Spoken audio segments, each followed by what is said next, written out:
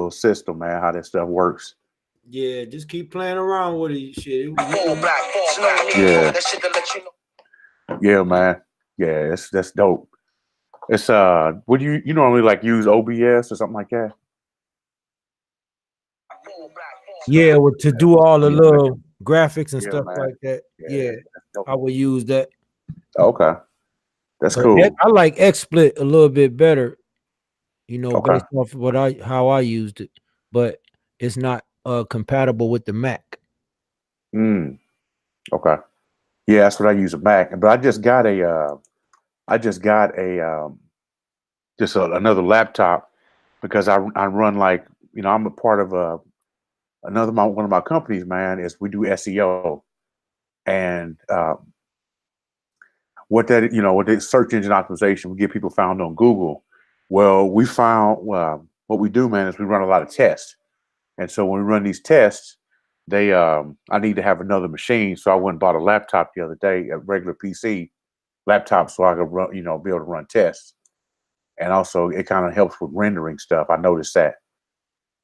So it looks like we got few people in here, man. Let me pull the thing back up again. Yeah, I'm gonna shoot the link out to a few people. Let them know we over here. Okay, right on. I appreciate that, man. Appreciate that. So let me see. Must have X'd it out. All right, man. Hold on. You see, I got it titled "A Conversation with a Businessman." Uncle Sug, man. So let me put this in here: conversation with a businessman. But two businessmen. Okay, yeah. Conversation with two businessmen. Oh, okay. Oh, this man. Oh God is on here, man. He's sharing it right now too. Right on, man. Right on. Oh, appreciate that, man. What's up, Nene? So, but yeah. So the purpose of us being here today is we have another channel. It's a Blerd Planet. And Blerd Planet is a black nerd. And we like to call it Blerd Planet. We like to say that every black man and black woman is a blerd because every black man and black woman knows a lot about something. And that's a nerd. A nerd is somebody that knows a lot about something. So if you be a nerd crackhead, but you just be a nerd, you're just good at it. So you master being a crackhead. And so the real purpose of me kind of wanting to talk to you is I know you've mastered a few things, and one of them is starting up starting up several businesses, as well as you have a book coming out, and kind of seeing following you and being one of your kind of one of your fans on your page, a couple of your pages. I saw that you have this book coming out, and I saw how it looks pretty interesting, and I figured I was like, well, man, it'd be really good to interview him about not only his businesses and how he's kind of overcome some obstacles in order to start these businesses, but also find out a little bit about your book. And then we would publish it over on our Blerd Planet channel, as well as put it onto the website Blerdplanet.com. So how does that sound, man? Does that sound pretty good? Oh man, first I want to definitely say thanks, man, and appreciate the opportunity. And of course, man, sound awesome. I appreciate it, my brother. Okay. Well, tell me a little bit about yourself, man. Because I know there's people who kind of on my channel, man, that are not on your channel. So yeah, tell me a little bit about yourself, man, if you don't mind. You can give me a high level overview. Well, I'm a changed person. I definitely could start off with saying that. I got a heck of a story. So it really be depending on if you want to know what I've overcome, the path, or where I'm at now. But to sum it up, man, I'm an outgoing person. Very goal driven. I love to take chances. I learned not to quit, not to give up.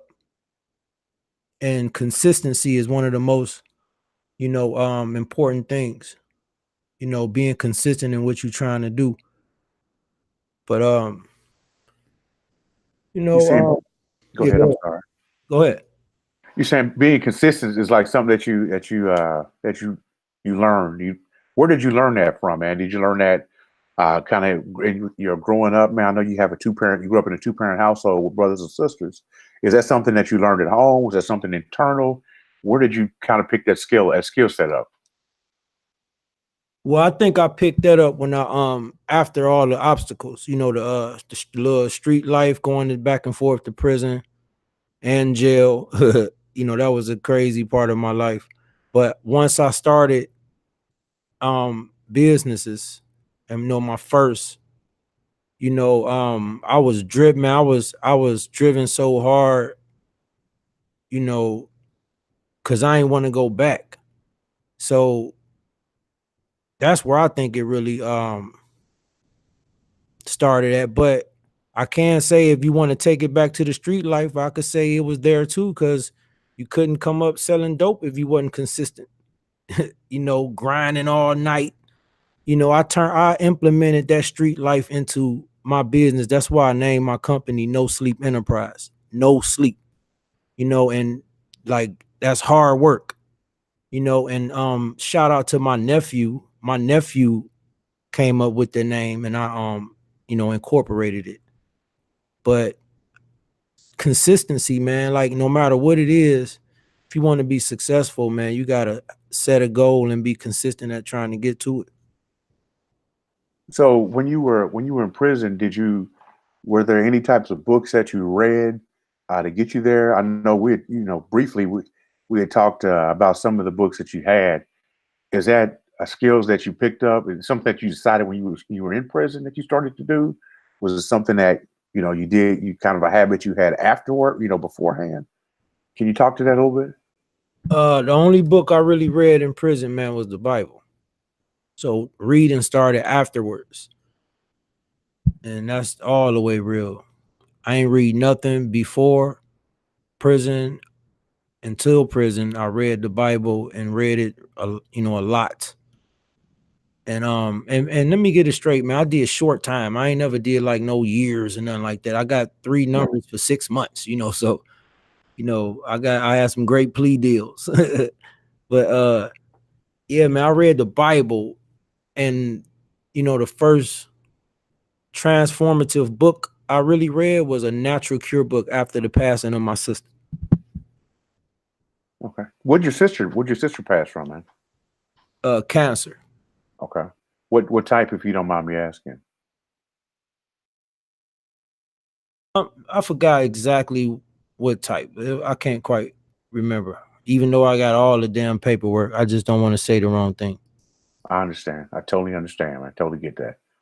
So, when you said you read this book, what was it about that book? Was it just kind of, was it, a natural, because you wanted natural healing, you wanted to overcome something? Talk to that. Becoming aware of things that you wasn't aware of before. Okay. Learning about, food, drugs, chemicals, the FDA, the processing of foods, and drugs, and the functions of the body, the effects of it, really starting to understand that food is energy, and diseases in most cases are developed and they're not like contagious. They ain't really caught. All those cancer, diabetes, all them all that stuff is a development of doing something wrong over the years of your life. So when I read that information, it just led me to more and more and more books. Okay. Cool, man. Yeah. Now, like I actually have a kind of a theory about how us as Black folks, man, how we develop a lot of the diseases that we have, the chronic diseases, kidney disease, heart failure, things like that. 'Cause I think that we all have a lot of pain, and there's a lot of times, man, if we haven't dealt with that pain, then we try to stuff down that pain. We try to stuff it down with some kind of food, and try to just eat for the sake of eating. And a lot of times that's not, that's what happens. What do you think about that? Is that something you found, man? That's definitely a contributing factor. Okay. It ain't no one. cause or one cure for that matter. You know, it always varies, and exactly what you said could be somebody's exact problem. And that's exactly some of the things I read in these books. Okay. Tell me about your book, man. Tell me about your book. Is it, you know, I know like I've seen some pages from it. Can you tell me a little bit about it? I know. Yeah, just yeah, go ahead and tell me a little bit about that. Well, the main focus is weight problems, because that is one of the biggest problems in our communities is obesity. You know, especially our women. You know, and the people around me. You know, because I started reading so much, and every time I hear people talking, you know, I always say, "Oh, well, maybe you should do this. Maybe you should try this. Maybe this." You know, just relaying stuff that I read. Some people would do it and try it and whatever, and would get, you know, good results out of it. And mind you, some of these conversations is in church, so these is like what people I know and I'm seeing frequently and regularly, and it's just people saying, "George, you should write a book. You be talking all that stuff. You should," that's what planted the seed, you know. And it's like, and I'm like, man, you know what? Maybe I should write a book. So it's just information. It's nothing I made up. You know, it's gathered information. And in the process of me writing this book, I looked up certain videos like on how to write a book. And the perfect examples was what I had already done. It say you gather all the information on what it is you want to write about, and you just write it. You know, and if you use something from other books, you just credit the source where it came from. You know, like if you want to write a book on how to repair a bicycle, you read all the books on how to, don't go out and try to make up your own method on how to fix a bike. You know, you go out and you read all you can on how to repair a bicycle, and you put it in your own words. I didn't copy and paste anything. I typed every word in my book on my computer.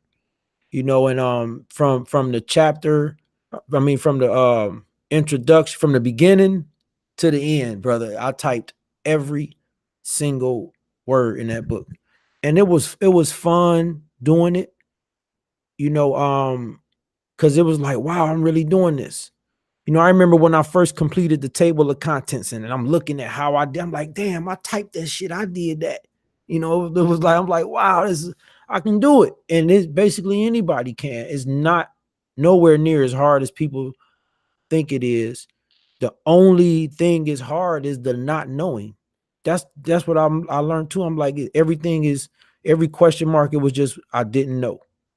The information wasn't no problem. It was just about putting it in a certain format and all that. And then once I learned the editors and all that would take care of that, I'm like, oh, boom, I'm really straight. All I really got to do is just type. You know, I ain't got to worry too much about grammar, spell correct, none of that. And the computers do that too. The technology today is so advanced, man. They got dictating software now where you can talk and it'll type your book. So I might work on that on my next book. But man, it was a fun process. And let me say this too. The delaying of the release of the book, because I had this book complete for a while. When I came on YouTube is right around the same time my book was complete. It was edited and everything. And I saw the contest community, you know, and I saw people doing lectures, PowerPoints and shit.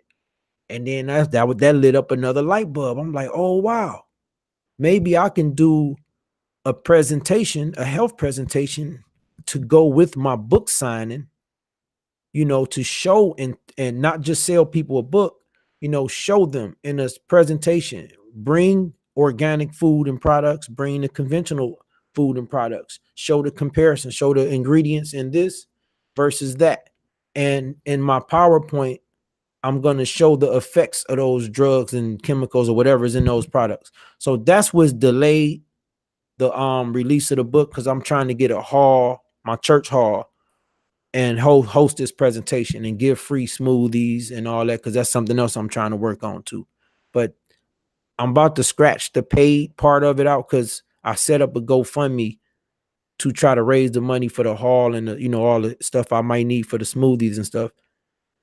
And the GoFundMe ain't go where I thought it might. So I'm just gonna do a free presentation. I'm still gonna do it. I'm just gonna give a free one. And I'm sure it'll turn out, just as good as the paid one would have. Okay. That's great. And that leads me kind of to the GoFundMe. And GoFundMe and business. So as a businessman, I know you have several businesses. As a businessman, how do you feel about the GoFundMe, funding for-profit businesses? You think that's something that a lot of businesses should do? You think they should be more self-funded? What are your thoughts about that, man? I think any legitimate business should use that if they have the option to. I was totally not with it at first. And after hearing, advice from a few friends around me, we went on and did it. And after the, certain conversations, I think I changed my opinion on it. I think they can be used as long as people not misusing them. And see, I used to host events to raise money. Like what I'm trying to do now, I would just do it out of pocket, rent a hall, sell tickets, bring people in, give something for free, like food, pictures, beer, give something at every event, give something away. So now they got all these donate. It's just a new era. And I also think about all the other corporations throughout the years. They all get donations. In the books that I read about these corporations and food industry, they all get donations. Some of these billion-dollar corporations still getting donations. So we laugh at people like a very small business like Yeah, us. we got those tax benefits. Man, tell me about it. That we don't qualify for and probably never will.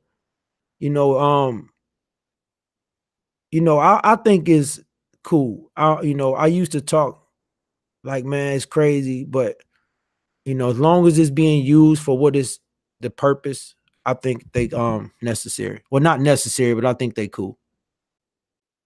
All right, all right. I got people calling me, man. I have about 3 businesses. Well, actually, I do have 3 of them, and so I get people calling me all the time, man, about little things. So, and that takes us to the businesses, man. I know you're a businessman. That's what this is all about—a conversation, with the businessman. Tell me about your businesses, man. Audio and video engineering and production, songwriter, song producer, small store owner. What else can I be in the category? I mean, a broadcaster. I got all type of stuff in that field.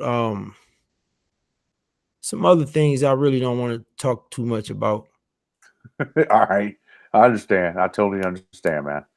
I totally understand. So you say the audio visual engineer. What what happens there? That kind of industry, was that something that you did before you start getting into in the prison thing? Was it like during what in that little short period, those short little stints? Is that where you decided, hey, let me learn audio visual engineering, and then I'm gonna start my own thing with that?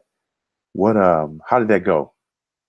If Oh you know. no, all that was after prison. All that was 2005, 2006, 2007. That was the beginning and everything. That was the first tax ID, charter number. That was the first everything. No Sleep Enterprise LLC. Everything, you know, that I really pride myself on was after prison. All that other shit was a wild young fool, who tried to do things that I wanted to do. I didn't listen to my household and my parents as much, and I was very rebellious. So all that came afterwards. The audio and video engineering is basically the recording of songs and producing them and putting it on a CD. I bought every piece of equipment I needed to start, you know, No Sleep Enterprise LLC. And that's why it started in basically '05, '06, '07, right in there.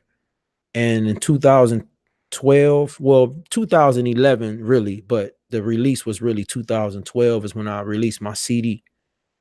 And I never rapped, or made beats. And that all manifested out of me sitting on this computer for hours and hours and hours, just trying Fruity Loops, Reasons, Pro Tools. Then I switched from Pro Tools to Cubase. I also took classes at Lakeland Community College for audio and video engineering and production, learned the basics, and was like, I can do this, and start watching people rap, mainly my nephews. I got to credit my nephews because that's why I took the route to invest into the music, because my nephews was rapping. I heard them rapping. I'm like, man, this y'all on the CD? I'm like, man, I'm trying to figure out what I'm gonna do with my life, so that's how it started, and boom, I set up the home studio, and then they took me to somebody's studio and I saw it. I'm like, damn, you can do this on the computer.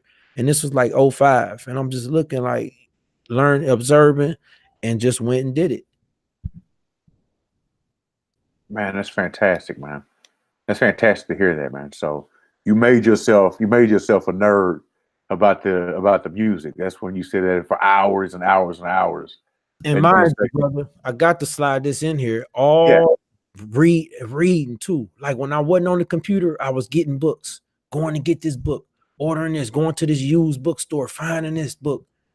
All in the process. This is what I'm doing, man. Reading and on the computer. there's a book that's out. It's Can't Hurt Me by David Goggins. I think check it out, man. When I get a chance, I'll send you a link through Audible, and you need to check it out, man. But it's about a guy who basically through willpower, he created. He said, willpower is something that you can create, um, and he gives almost a workbook as to how to get more willpower and really transform yourself. He became a Navy SEAL. Just decided that one day he was 300 pounds. He decided, I'm gonna be a Navy SEAL, and he had 60 days to lose weight. So he lost weight. Really learned how to swim, did all that stuff, man, and did it in 60 days, and had a whole process. And the book talks about the process and how it's about self ownership and self accountability. And I think that's where a lot of Black folks fall short, and that's what hurts us. That's what hurts us from becoming real business people and understanding the principles of like capitalism and business and the way markets work.